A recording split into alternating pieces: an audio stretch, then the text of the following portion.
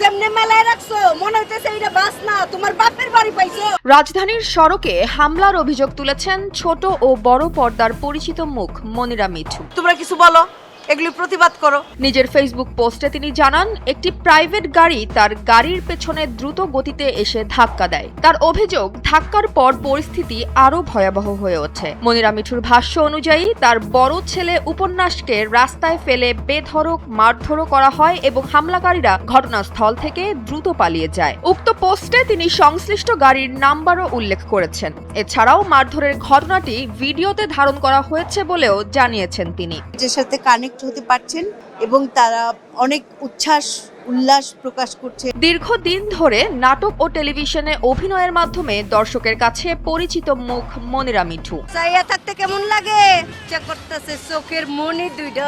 বিভিন্ন চরিত্রে বাস্তবধর্মী অভিনয়ের জন্য তিনি আলাদা পরিচিতি পেয়েছেন। তবে ব্যক্তিগত জীবনে শান্ত স্বভাবের এই অভিনেত্রীর এমন অভিযোগে ভক্তদের মধ্যেও উদ্বেগ তৈরি হয়েছে। সড়কের নিরাপত্তা ও সহিংসতা নিয়ে নতুন করে প্রশ্ন তুলেছে এই ঘটনার পর সামাজিক মাধ্যমে ক্ষোভ ও সহমর্মিতা প্রকাশ করছেন অনেকেই। এমনকি এর দ্রুত তদন্ত ও অভিযুক্তদের বিচারের আওতায় আনার দাবি উঠেছে। মনিরা মিঠুর পুরো পরিবার এখন আইন শৃঙ্খলা বাহিনীর পদক্ষেপের অপেক্ষায়।